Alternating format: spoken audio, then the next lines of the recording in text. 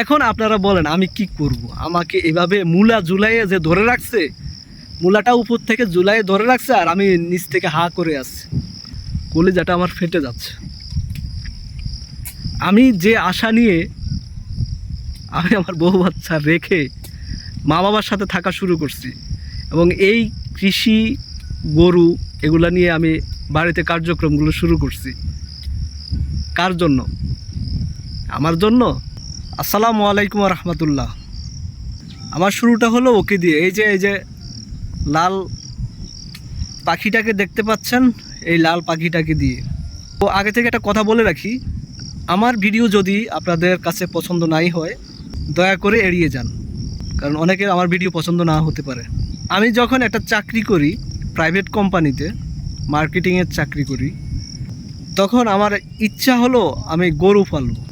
এটা মনে মনে ইচ্ছাটা ছিল, কিন্তু তৎক্ষণাৎ ওই সময়ে আমার ছোট খালা, বয়সে আমার 1 বছরের ছোট হবে মেবি, সে গরু পালতো এবং গরুটা আমাদের বাড়িতেই রেখে পালছে। তো যখন সে গরু পালছে, গরুটা পালার পর সে বিক্রি করে দিবে এমন একটা প্ল্যান করছে। তো বিক্রি করে দিবে, তার একটা বাচ্চা ছিল, তো বাচ্চাটার বয়স 7-8 মাস হবে। তো সে বাচ্চাটা সহ গাভীটা বিক্রি করে দিবে। তো পরে এই বাচ্চাটা আমি কিনে রাখি। তো দেখতেছেন মাশাল্লাহ বাচ্চাটা অনেক বড় হয়ে গেছে। এই ঘটনাটা হলো আজ থেকে 3 থেকে 3.5 বছর আগের ঘটনা। তো যখন এই বাচ্চাটা আমি কেনার পর এই বাচ্চাটা বড় হয়, বড় করে আমি এটা মোটামুটি 1,10,000 টাকা মেবি বিক্রি করি কোরবানি ঈদে। এটা বিক্রি করে ওইটার টাকা দিয়ে আরেকটা সাইওয়াল জাতের একটা বকনা বাছুর কিনা হয় 67,000 টাকা দিয়ে, আর বাকি টাকাটা একটা কাজে লাগানো হয়। এর মধ্যে আমার আরেকটা বকনা বাছুর আমার নানা বাড়ি থেকে দেয় পালার জন্য। 2টা বাছুর হয় যেহেতু, তো আমি চিন্তা করলাম তাহলে একটা ঘর করা লাগে। তো ঘর আগে ছিল টিনের ঘর, অত মজবুত ছিল না। তো চিন্তা করলাম একটা খামার সিস্টেমে একটা ঘর করি। তখন এই যে দেখতে পাচ্ছেন আমি এই ঘরটার কাজ ধরি। এই ঘরটার কাজ ধরি মোটামুটি 5টা গরু ফালা যাবে এমন একটা ঘর করি। মোটামুটি আমার খরচ হয় 2 লাখ টাকার উপরে। তো আমার আসছে মাত্র 2টা গরু। তো 2টা গরু দিয়ে আমি ওই ঘরটা শুরু করি, উদ্বোধন করি। তো পরবর্তীতে আমি আরেকটা গাভী কিনি বাছুর সহ। এখন আমার কয়টা হলো? 2টা বাছুর আছে, আর একটা বাছুর হয়েছে এবং একটা গাভী হয়েছে, 4টা হয়েছে।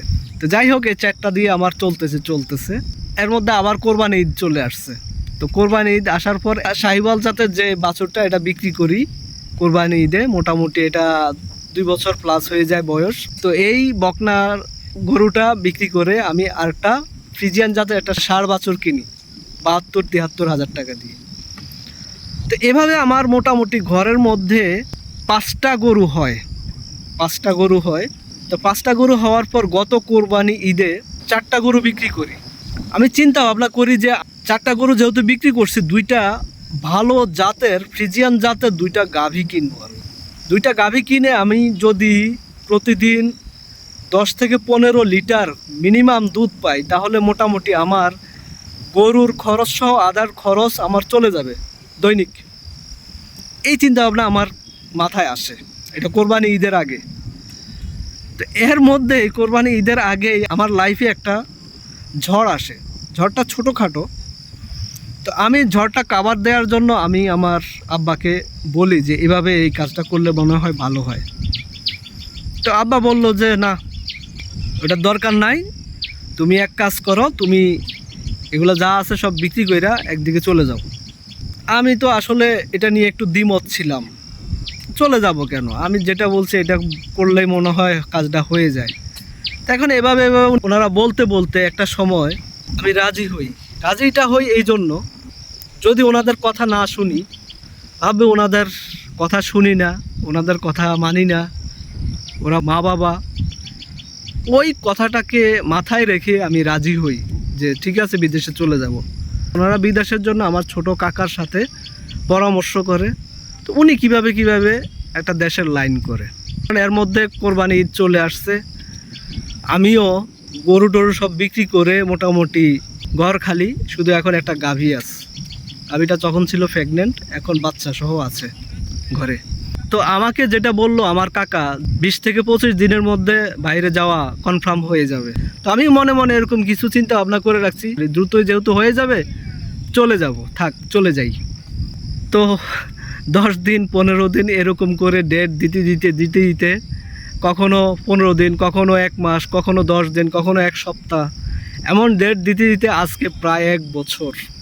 এর মধ্যে গত রোজার ঈদের আগে শুরু হয়েছে ইরান যুক্তরাষ্ট্র ইসরায়েল যুদ্ধ।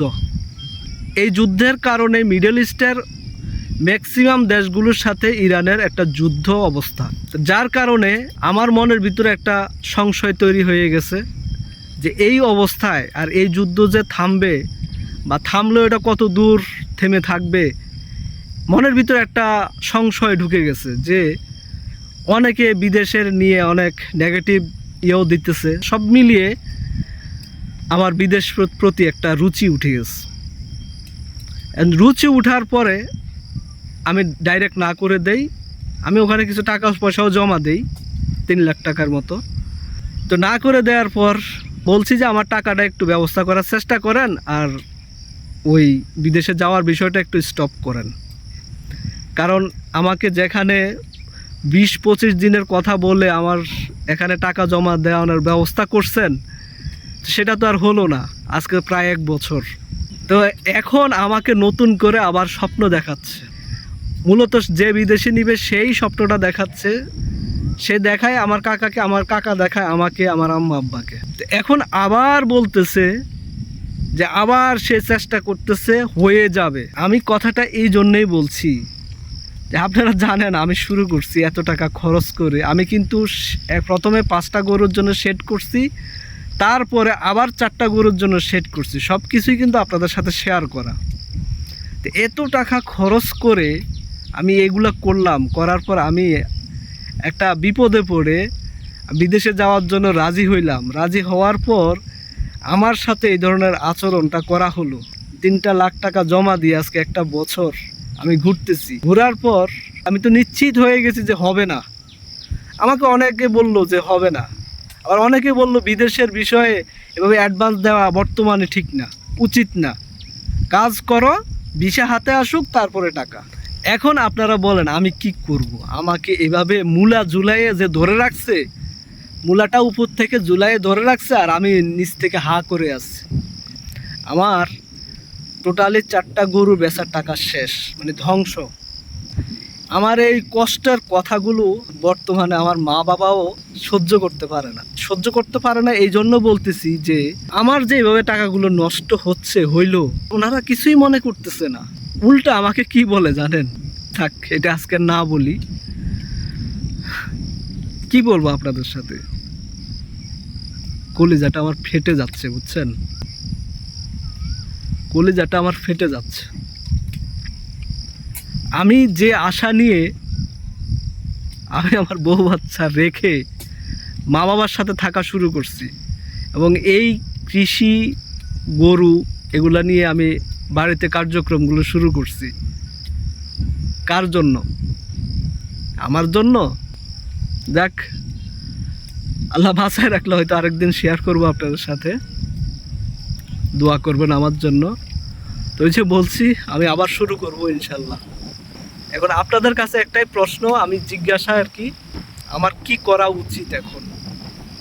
বিদেশের জন্য অপেক্ষা করব, নাকি সামনের দিকে আমি যে বলছি আমি আবার শুরু করব নতুন দিকে, নাকি সামনের দিকে আবার নতুন করে শুরু করব?